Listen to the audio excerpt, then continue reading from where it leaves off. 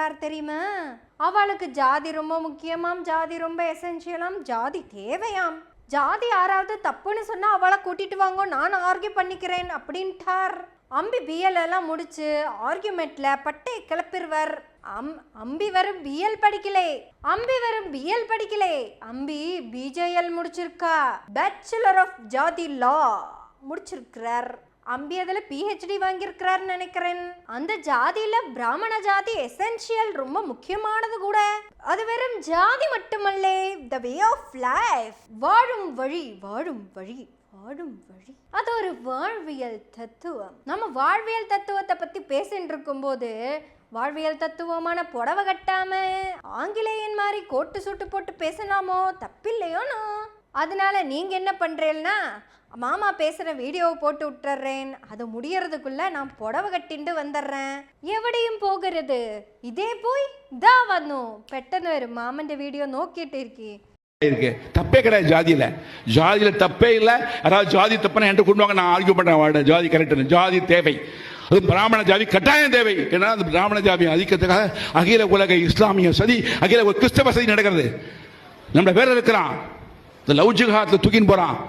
அதே மாதிரி கண்ட பசங்க தூக்கின்னு போறான். நான் பார்த்து பொண்களை கிராக்கு, நான் பார்த்து பொண்கள் ஐச்சோன் பாரு. நம்ம கொடுத்த சாப்பாடு, நம்ம கொடுத்த ட்ரெஸ்ஸு, நம்ம கொடுத்த ஸ்டேட் போர்ட் சிபிஎஸ்சி எஜுகேஷன் வித்யாதானம், அதை வச்சுட்டு நம்ம மாற்ற போட.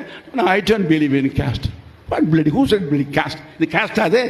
ஸோ வாழும் வழி, the way of life. Brahminism is not just a ஜாதியா, ஒரு வாழும் வழி, வேக லைஃப் அப்படின்னு நம்ம எடுத்து சொல்லணும். பேரண்ட்ஸ் ப்ளீஸ் என்ன சார் பண்ணு. இதை மாதிரி நான் பேசினேன். நங்கனூரில் ஒரு மாமா வந்தார், நான் எக்ஸ் ஆர்மி மேன், என் பொண்ணும் பையனும் மட்டும் சுட்டுட்டுமா அவங்களே அப்படின்னார். ஐயோ மாமா அதெல்லாம் பண்ணாதீங்கோ, நம்ம we don't believe in violence. பிராமணாளுக்கு வன்முறை நம்பிக்கை கிடையாது. அவ பண்ணிட்டா போயிட்டு போன தலையெடுத்து விட்டுடுங்கோ. இப்போ என்னதான் சொல்றேன் நீங்க அப்படின்னா நான் சொல்ல போய். நான் ரெடி ஆயிட்டேங்க. நீங்க வீடியோ பார்த்துட்டீங்களா? நம்ம வீடியோக்குள்ள போயிடலாமா? இதுதான் வாழ்வியல் அறம். ஐயோ, இதோட நின்னா பத்தாது, முக்கோடு வேற போடணும். அதுதான் வாழ்வியல் அறம். மாமா பேசுனது நீங்க கேட்டிருப்பீங்கன்னு நினைக்கிறேன். மாமா நமக்கு கொடுத்தது தான் பிச்சை. அதுவும் என்ன பிச்சை கொடுத்துருக்காரு? வித்யாபீஷம். நீங்க ஏதோ வித்யாபின்னு நினைச்சுக்காதீங்க. வித்யாபீஷம்னா கல்வி, பேசிக் எஜுகேஷன் மாமா கொடுத்ததாம். ஸ்டேட் போர்டு, சென்ட்ரல் போர்டு, இது கூட இன்டர்நேஷனல் சிலபஸ் எல்லாம் மாமா நமக்கு கொடுத்த பிச்சை. அதெல்லாம் இவ நமக்கு அருளியது. இதையெல்லாம் படிச்சுட்டு வர சில மற்ற வாக்கள். அதுல இஸ்லாமியர்களை சொல்லினுட்டார். அவ பண்றதுக்கு பேரு லவ் ஜிஹாத்தாம். கிறிஸ்துவத்துக்கு மாமா ஒன்னும் சொல்லலை.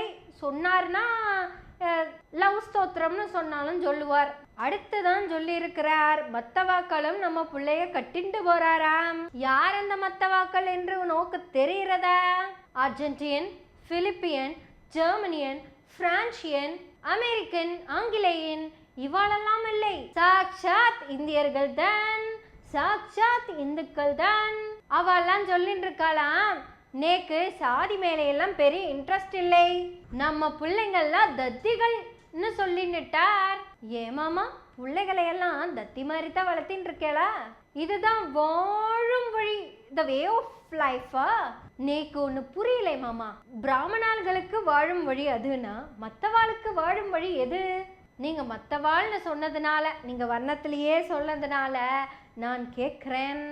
நானும் வர்ணத்திலேயே கேட்குறேன். மற்றவாக்கள் எல்லாம் சூத்திரவாக்களா? பிராமணால்னு சொன்னேலே, பிராமணால் என்பது வர்ணம் தான், ஜாதி கிடையாது. அப்ப ஜாதி தான் வாழ்வின் வழி என்றால் பிராமணாளுக்கு என்ன ஜாதின்னு உங்க வாழ்வின் வழி சொல்லி கொடுக்கலையோ? அந்த வாழ்வின் வழியை கரெக்டா சொல்லிடுங்க மாமா. இல்லைன்னா வழி தவறி போயிடுவேள். மாமாக்கு ஜாதினா என்னன்னே தெரியலை. பிராமணால் என்பது வர்ணம் மாமா, ஜாதி அல்ல. அப்ப நீங்கள் ஜாதியை கரெக்டா சொல்லியிருக்கோமோ இல்லையோனோ? ஆனா நேக்கு ஒன்று மட்டும் தெரியறது, த வே ஆஃப் லைஃப் என்பது வாழ்வியல் தானே மாமா. இந்த அவியல் பொறியியல் மாதிரி இந்த வாழ்வியலுக்கும் சில நெறிமுறைகள் இருக்குதுல்லன்னா மாமா. நாங்க இந்த வாழ்வியல் எல்லாம் உடைச்சு நொறுக்கிண்டு தான் வெளியே வந்து படிச்சோம். ஆனா சில காலமா அறிவியல் உச்சத்தில் இருந்த தமிழ்நாட்டை இப்ப இல்ல மாமா, ஒரு 1800 ஆண்டுகளுக்கு முன்னாடி அறிவின் உச்சத்தில் இருந்த தமிழர்களே ஏதோ வாழும் வழி, வாழ்வியல் வழின்னு சொல்லி படிக்கப்படாது.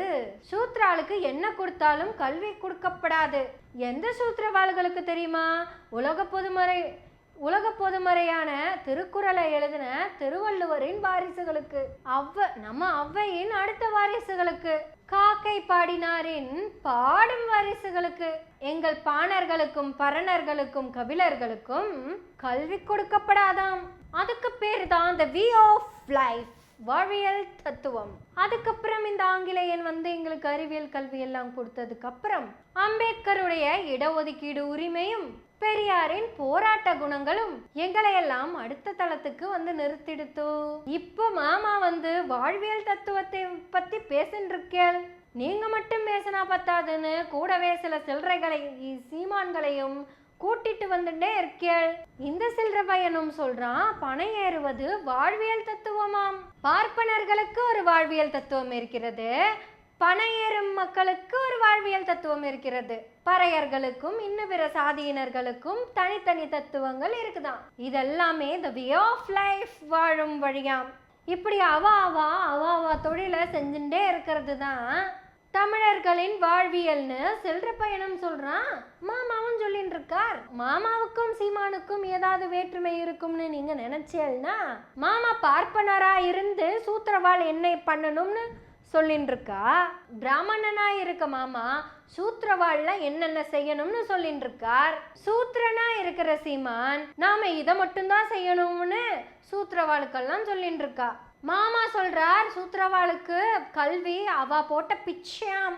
நம்ம சீமான் சொல்றான் நமக்கு கல்வியே வேண்டாம். இந்த பனைமரத்து மேல ஏறி இறங்கினா கோடீஸ்வரனாமா. அந்த மாட்டை அப்படி கூட்டிட்டு போயிட்டு இப்படி கூட்டிட்டு வந்தோம்னா லட்சாதிபதியாமா. அதுவும் சேத்துல கால் வச்சுட்டோன்னா அப்படியே டைரக்டா போய் சோத்துல கைய வச்சிடலாமாமா. நம்ம இல்லைன்னா இவங்கெல்லாம் செத்து போயிடுவாங்களாமா. அதைத்தான் மாமாவும் சொல்றார். பனைமரம் ஏறவா பனைமரம் ஏறு, சேத்துல கால் வைக்கிறவா சேத்துல கால் வையே. இப்படி உங்க வாக்கெல்லாம் தொழில் செஞ்சாலும் எங்க வாக்களுக்கு தட்சணைய சேமமா கொடுத்துட்டே இருங்கோ. அதுதான் உங்களுடைய தி வே ஆஃப் லைஃப், வாழ்வியல் அறம் அப்படின்னு சொல்றா. எனக்கு ஒண்ணு மட்டும் புரியலைங்க. தாமராஸ் மாமா சொல்றது அவங்களோட வாழ்வியல் அறம், அவங்க வசதிக்காக அவங்க வகத்துக்கிட்ட வாழ்வியல் அறம். ஆனா சீமான் சொல்றது யார் வசதிக்கான வாழ்வியல் அறம். ஏன்னா சீமான் நேரடியா பார்ப்பனர்களுக்கு நல்லது பண்ணிட்டு இருக்காரு. ஆனா அவர் சமூகத்தை சார்ந்த மக்களுக்கு ஒரு நன்மையும் சொல்ல மாட்டேங்கிறாரு. கள்ளு குடிப்பதே வாழ்வியல் அறம்னு பேசிட்டு இருக்காரு. அதை ஒவ்வொருத்தனும் பண்ணணும்னு வேற பெருமையா சொல்லிட்டு இருக்காரு. மாடு மேய்க்கிறது வைரமுத்து சொன்ன மாதிரி பெரிய தவமாமா. அது அறமோ தவமோ இத்தனை நாட்களா அதைத்தானே பண்ணிட்டு இருந்தோம். நம்ம தாத்தா பாட்டிகள் ஏதோ ஒரு இடத்துல சுயமரியாதையோட வாழ்ந்திருக்காங்கன்னு சொல்லிட முடியுமா? இன்னைக்கு நம்ம கல்விக்கு எதிராக எத்தனை பேச்சுக்கள். நம்ம கையை வச்சு நம்ம கண்ணவே குத்த வைக்கிறது தான் பார்ப்பன தந்திரம். அது முடியாம போச்சுன்னா சீல் பிடிச்ச சீமான கூட்டிட்டு வந்து சிக்கல்களை உண்டு பண்ணுவாங்க.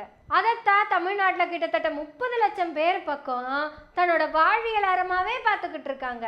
எனதருமை தமிழர்களே, நீங்க ஜெயிச்சாதான் உங்க கூடயே நாங்களும் ஜெயிக்க முடியும். கிட்டத்தட்ட தென்னிந்தியா முழுக்க ஒரே மக்களா இருந்திருக்கோம், ஒரே மொழியும் தான் பேசிக்கிட்டு இருந்திருக்கோம்.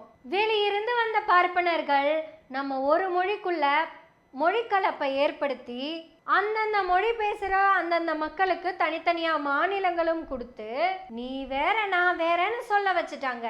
2000 வருடங்களா தமிழ் மட்டும் பேசிக்கிட்டு இருந்த நம்ம இந்த நிலப்பரப்புல நெல்லை தமிழ் வேற சென்னை தமிழ் வேற.